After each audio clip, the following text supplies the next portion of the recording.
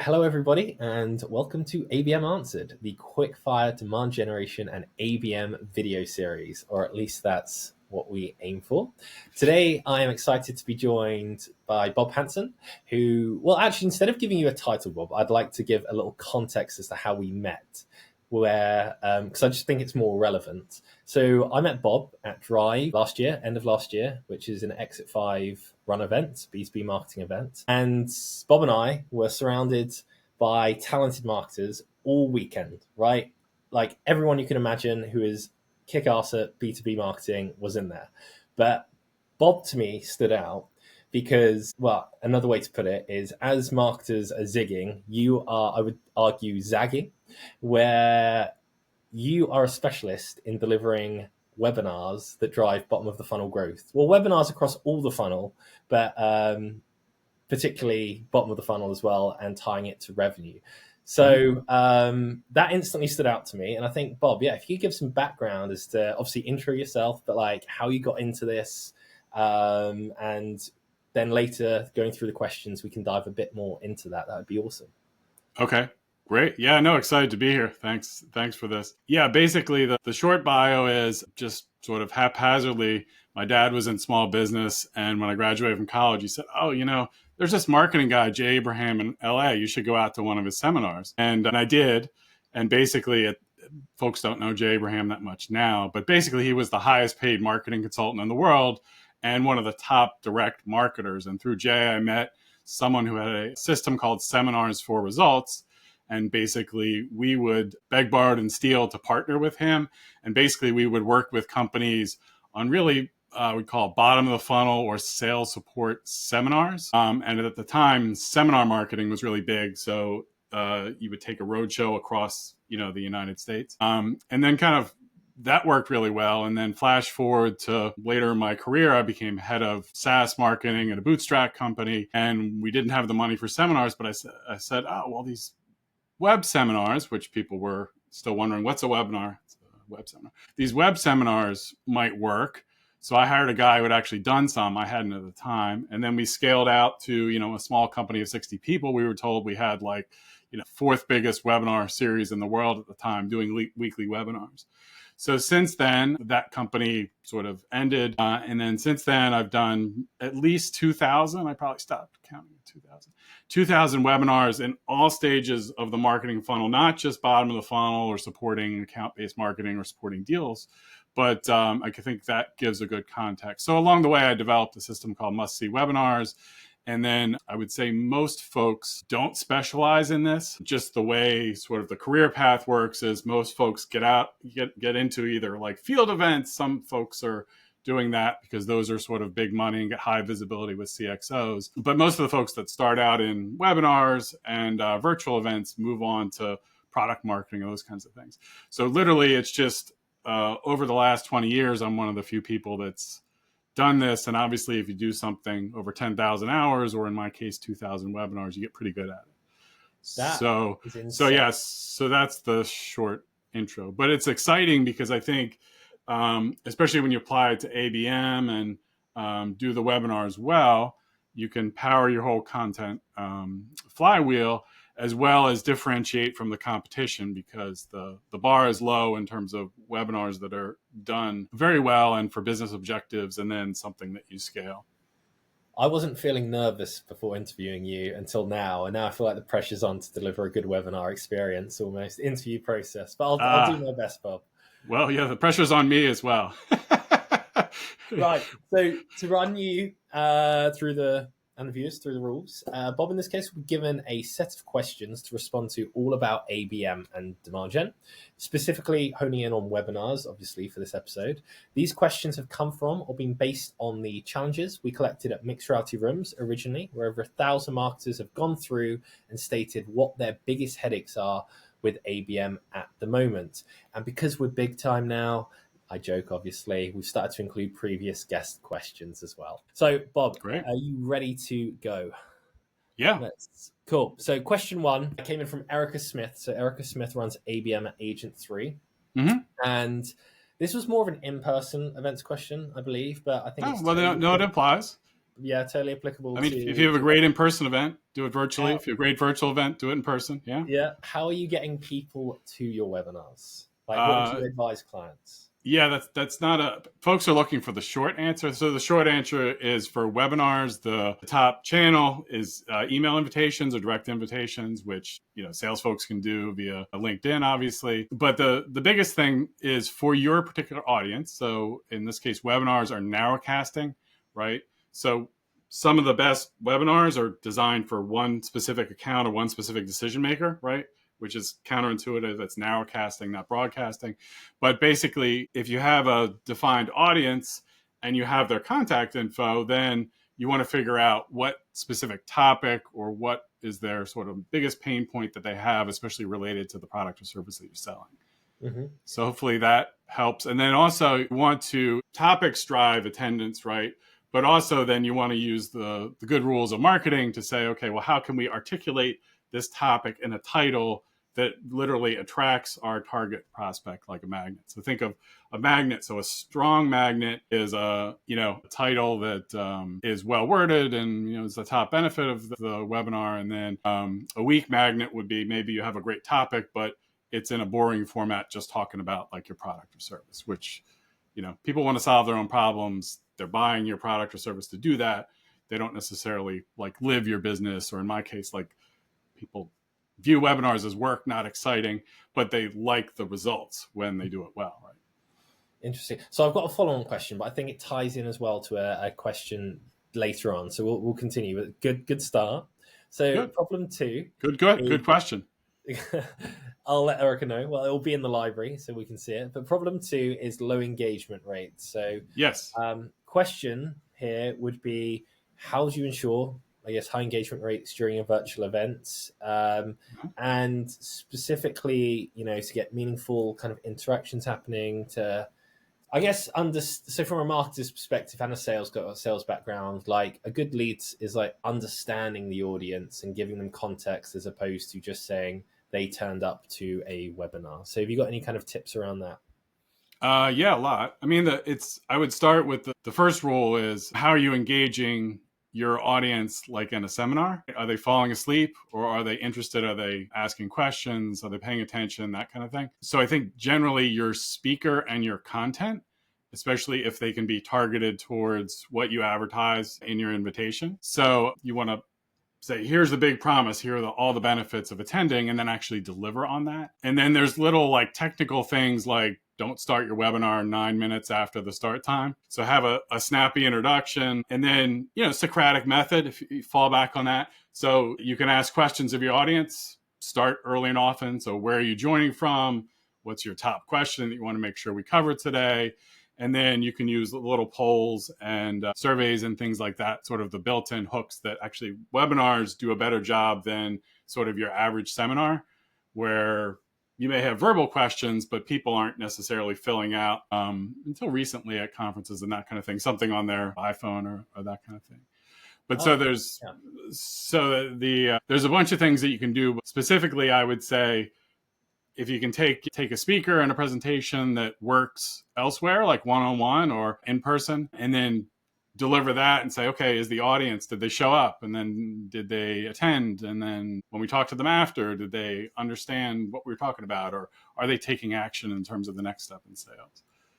Okay, so it's tracking all kind of like touch points as well. Does anything ever happen prior to the event? So I'm thinking, and it's kind of came to I don't know if you've seen it, it's came to my attention recently, of like sales or even marketing sending out like questionnaires beforehand of like, what do you want to learn, or like what do you like, getting some context from the audience before?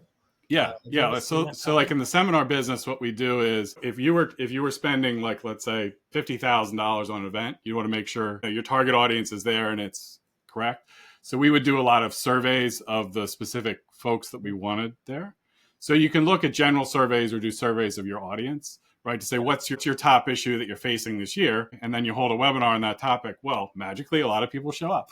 But one example is, in your, like in an ABM context, like what I like to do, and this is a trick I learned from Jay Abraham, is when I start working with a company, I find who is the best salesperson in the company, right? And sales, I mean loosely, like could be a founder, could be a partner manager, could be a sales manager, or could just be someone who directs a directly individual salesperson. And so I say, okay, so walk me through your presentation. What are the objections? What are some of the questions that the prospects have, and so forth. So then you get an idea of, what works. And then even just those questions, like what's the biggest objection to someone moving forward with your product or service? Well, that's a great topic for a webinar. So you can take FAQs that you have for your product or sales objections and those kind of things, and actually build a webinar on that. I think that's super underrated, because I bet half of marketing don't go to their top salesperson and ask what's going on, what are the current state, like not even like you can check the CRM and things, but like go straight to the top salesperson and be like, what are you seeing right now? Let's run a webinar on it by next week. Right. Problem 3, personalization. So yes. we've kind of, all of this is kind of like entwined, and like you're talking about, like matching problems up with like topics of events. But are there any, it's obviously easier to personalize in-person events, but like, are there any like crazy forms of personalization that you've seen with virtual events? And how, is there anything beyond, well, not even beyond, but like just matching content up with what verticals of accounts are interested in? Like, have you seen anything like that that's interesting? Oh yeah. There's a lot. We could do a whole podcast series on that. But two things are, one of the things that we're seeing in ABM now, one of the great uses of webinars is in specific deal support, right? So that could be by a category or by an individual, right? So personalized at the core, it's one-to-one, right? Mm-hmm. So just imagine, okay, we have this big deal that will make our quarter. So we're talking to all the influencers, but the decision maker we haven't talked to yet. So if we can find out what that decision maker cares about relative to our product, right, or service, and then do a webinar on that topic, and maybe even bring in an outside expert on that, and do literally a webinar for, let's say, 10 people, but there's really one person that we're talking to, right?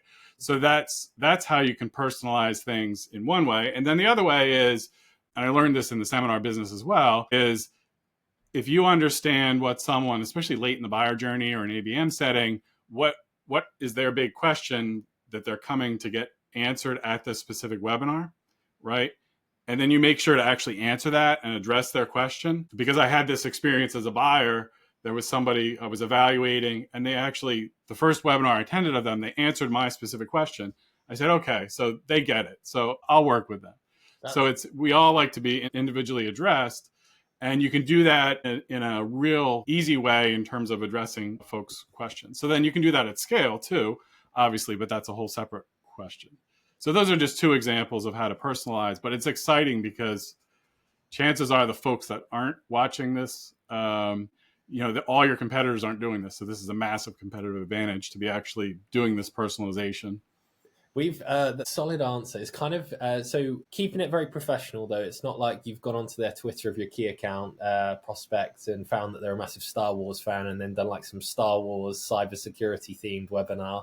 I mean, maybe that might be overstepping. It also kind of made me think, and it's terrible. Sorry, we're overshooting slightly, but I can't remember what the game is. It's like a scam of like, there's one person saying, guess where the ball is. They put the ball in the cups and then move it round. Yeah. But they work in groups, and the whole crowd, so i.e. the other people on the webinar, are like hyping them up, going, woo, woo, woo. But really, they're targeting one person.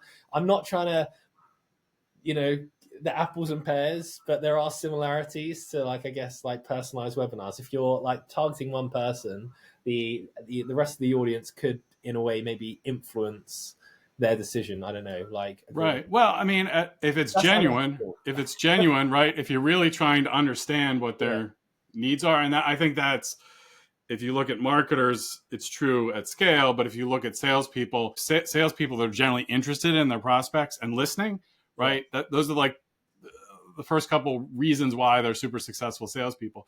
So you want to be genuine about it, but yes, they're behind the scenes. You're being intentional in terms of how you're doing things. So if you have, let's say you do a small group, a great strategy in terms of webinars is if you do individual demonstrations of your offering. If you can do those in a group, right? Well, you may find that of the 5 people that are there, really only one is one of your target accounts. So maybe you prioritize answering their questions over others.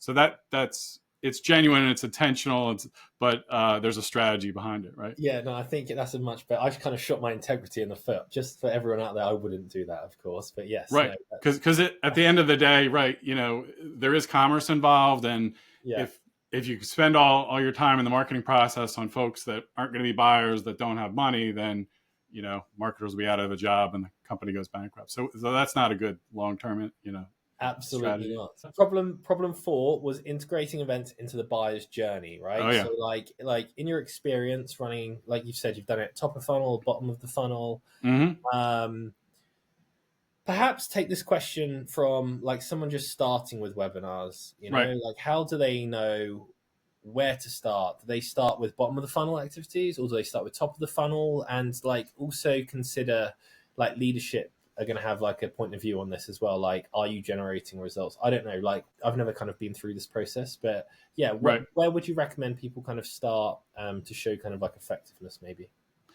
Yeah, well, webinars specifically are going to work again narrowcasting at one part of the buyer journey, right? Mm-hmm. So let's not lose the fact that we're using a good process or best practices to pick one part of the buyer journey. But I think it depends in terms of even in ABM situations that I've worked in. Sometimes it's we're launching a new product or technology, and literally no one in the marketplace knows us. So a good place to start is top of funnel. And develop almost in the webinar context, you can develop almost like category interest there. But if you're already in the marketplace and seeing some results, and you think, well, how do we generate return on investment quickly? Well, usually, there's a lot of folks in your nurture part of your marketing funnel. Like if you're doing inbound motion, 90% of those contacts or potential clients, if you're just doing inbound, they kind of get stuck and there you have a whole bunch of contacts that didn't become buyers. So then you can do something more bottom of the funnel there. So I would generally start where it's going to have the most impact, but those are two examples of starting either at top of funnel or bottom of the funnel where you can see sort of immediate results.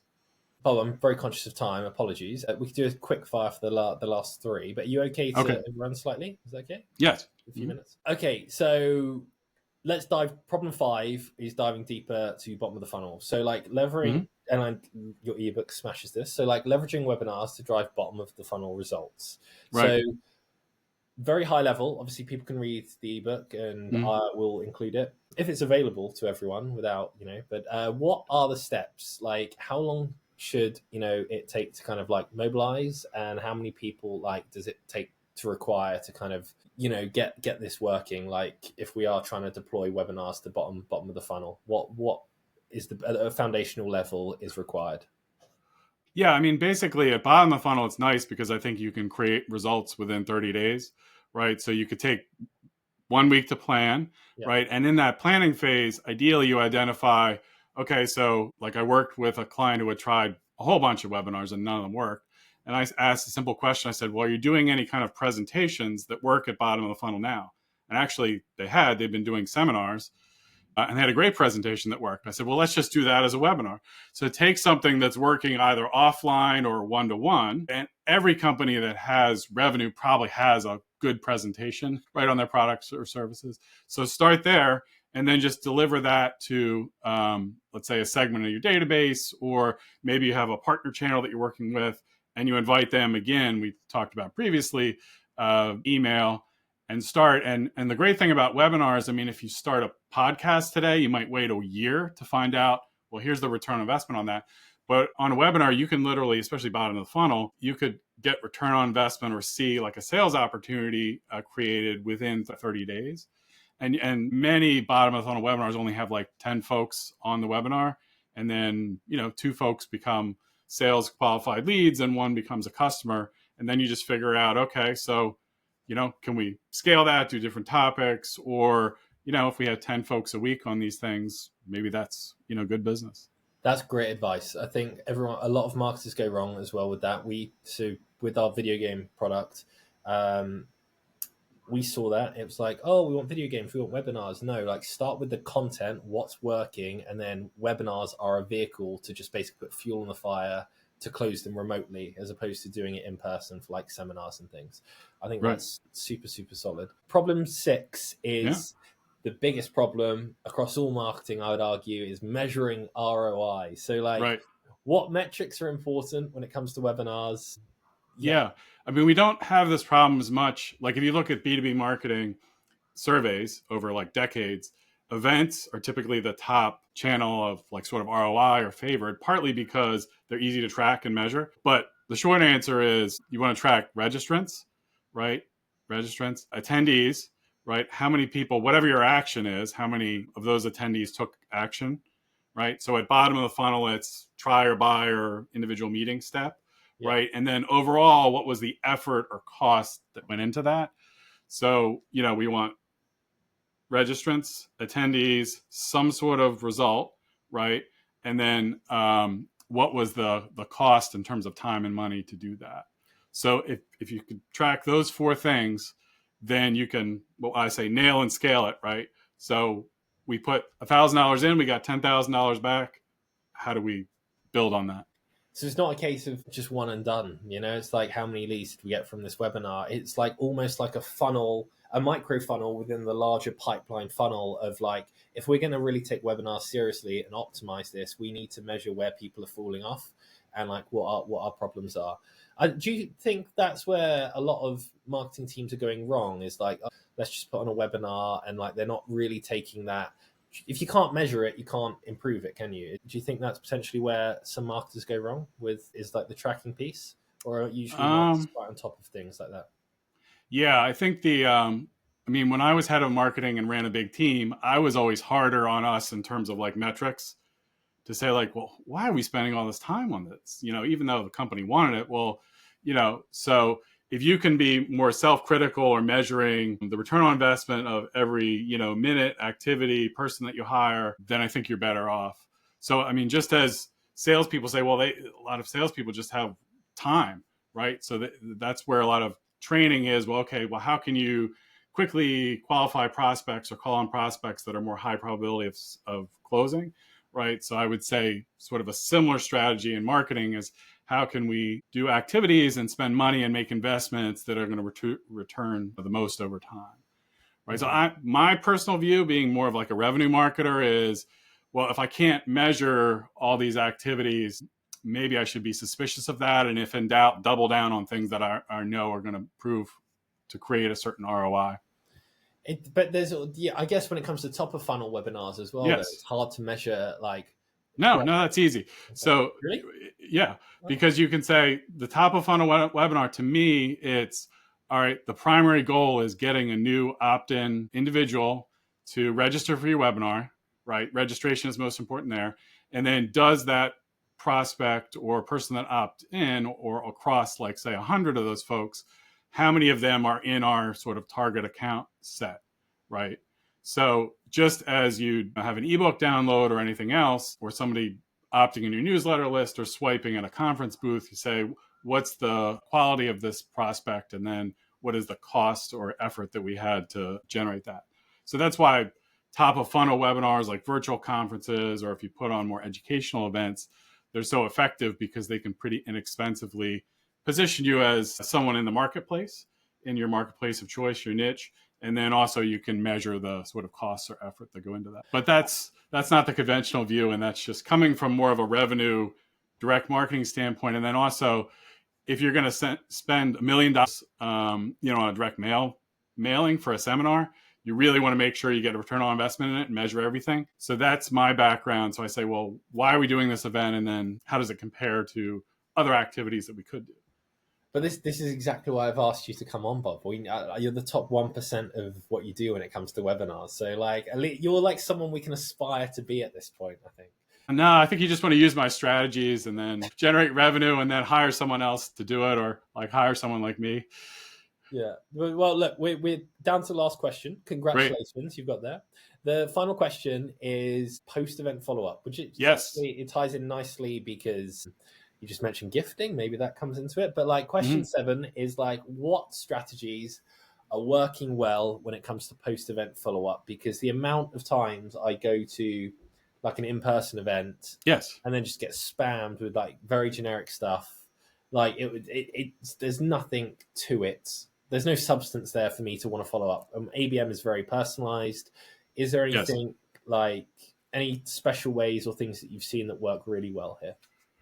Yeah, I mean, bottom of the funnel, when I was running a weekly webinar series running a SaaS marketing organization, the top performing sales rep, I know this is going to seem counterintuitive, but basically we would make sure all the webinar leads were assigned by 4 p.m. our time on Thursday. So basically at 4 p.m., he would call all the folks that look like target prospects and say, why'd you register for the webinar? So it was immediate. He targeted his follow-up. He had a list of, not alphabetical, but it was based on the target accounts, which ones are, did he want to talk to the most, right? And then it just asked a simple question, so we start engaging the prospect. So at scale, yes, and now with AI, we can do multimedia, multi-step follow-up, and we have AI agents that call immediately after the webinar based on, well, did you register? Did you attend? I mean, yeah, you can do a lot of complicated things, but I would make sure that you're following up immediately. I mean, the webinar leads, like any lead, have a half-life. So especially if you can figure out which ones are more likely to be in our target set, which ones aren't, and have an immediate follow-up to those. There isn't necessarily a rule of this is the best follow-up in this stage of the buyer journey. You just want to make sure you follow up. I missed the benchmark. So like by a certain time on Thursday, like is that within 24 hours? Sorry, that you've processed the leads. You called. No, in general, I would say in that case, what we were doing is trying to run the webinar on Thursday. So then, but there was some manual steps. But with today's automation, what a lot of folks are doing, this is one strategy, is if you have a recording of a webinar from the past without the Q&A, if you do a live webinar, as soon as it ends, you basically are able to get, like, let's say in HubSpot, who registered and who attended. So everybody that registered but did not attend, within an hour of the webinar, you send a recording of a past webinar without the Q&A. And then the folks that attended, obviously, hopefully those are assigned right away, so there's immediate follow-up. So ideally, yeah, you're following up with high-value targets, especially bottom of the funnel leads, within an hour of the webinar finishing. Oh, within an hour? Yes, but you can do that in an automated fashion. And then I would also have for bottom of the funnel, I would have a call to action to say, well, here's our either try or buy step. So you're articulating, one example is, if you have on your pricing page of your SaaS solution, a lot of companies have, I would say it's more typical, would have like, this is our best option to get started with, our professional option. So if you on the webinar say, here's where most people get started, and you go down the features and benefits of that option, right? Then ideally you have folks on the webinar that are getting started right away and buying right after the webinar. But yes, for top of the funnel, I would say it's less critical unless you say, okay, here are the 1%, big top of the funnel. Ideally, you get like 1,000 people to register, right? Mid funnel, you're in the hundreds. Bottom of the funnel, it's generally 10 to 50 people attend. But if you have 1,000 registrants on top of funnel, the 99% of them that aren't hot prospects, then yes, you can send an email, within 24 hours with recording, and then start them on their buyer journey. Bob, this is great. I've learned a lot about webinars, and I've never really run effective webinars, and that's just holding my hands up here. I've run webinars, but they've never really generated anything. And the reason why is probably because I have not followed any of these steps that you've just mentioned. Yes, I can't cook either, but I go to a cookbook and I follow the steps, and it tastes good. So that's what we try and do. Bob, thank you so much. The last thing I'll ask you is, do you have a question for our next guest? It could be anything, but preferably related to marketing. Or do you have any question on the top of your head that you would like me to ask? Oh, well, I always think if folks ABM is just like hugely popular now. So if your next guest was basically someone who was a master in ABM strategy, I'd want to know, okay, how do we get started? If a company's new to ABM, how do they get started? What are the sort of ways of putting together strategy initially? That's a solid question. Yeah, and I think that will really, really help people as well, the answer to that question. Because I think there's so many components to it that even though if they think that they know everything, they still want the confidence that, they have got all their ducks in a line, ready to click the big button, ready to start. Bob, thank you so much. Well, thank you very much. It's been fun. Cheers.